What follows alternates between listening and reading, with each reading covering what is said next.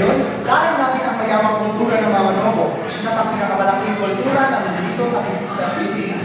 Kasama natin si Bae, Sayla at Ruby, isang dalubhasa sa mga tradisyon at kasaysayan ng Manobo. Maligayang pagdating! Salamat sa pagkikita sa akin.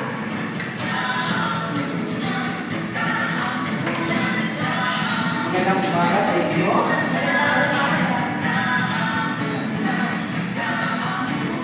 Ang inyong kasuotan ay nakakunda na parang may pinapahuti na nagulay talaga ang kultura ng Manobo.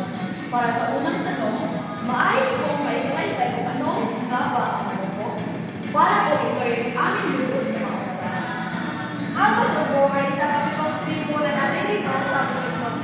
Kilala sila bilang mga taong mababae at mapagmahal. Sila rin ay kilala sa kanilang makukulay na kasutan at mayamang kultura.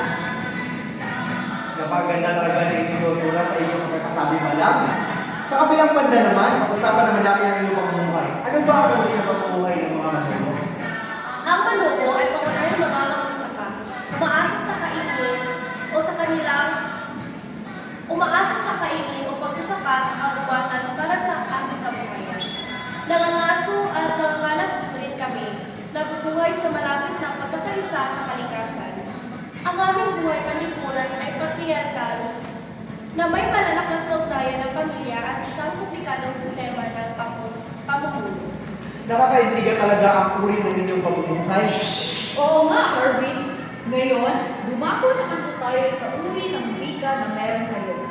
May uri po ba ng wika na inyong ginagamit sa araw-araw? Kami Manobo ay may sariling wika at ito ang wikang Manobo, kung saan ito ang aming ginagamit sa pagkikipagkomunikasyon sa araw-araw. Mayroon din kaming mayayaman na tradisyon gaya ng paghahabi, musika at pagkukwento. Ang aming mga paniniwala ay malalim na nakaugat sa animismo at paggalang sa natural na mundo. Sa iyong pagsasalaysay, nakikita ko talaga na napakamakulay na kultura ng mga Manobo. Pero sa ngayon, ano ba ang mga hamon na kinakaharap ng inyong tribo? Tulad ng maraming katutubong pangkat, kaming mga Manobo ay nakaharap sa mga hamon tulad ng paglusob sa lupa, pagkasira ng kapaligiran, at pagsasama sa kultura.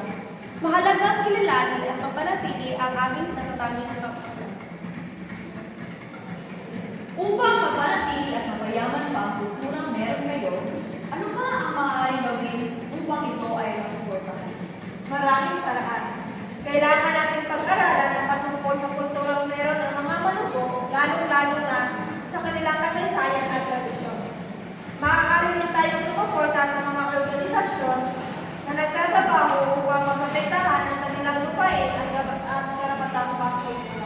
Salamat sa pagbabahagi ng inyong mga pananaw, Bae, Kayla at Ruby. Nakakatuwang matuto patungkol sa mga tradisyon ng mga Manobo. At tandaan, lahat tayo ay may papel sa pagdiriwang at pagpapanatili ng magkakaibang kultura ng Pilipinas. Walang babaguhin dahil walang mali sa kultura natin. At Ito.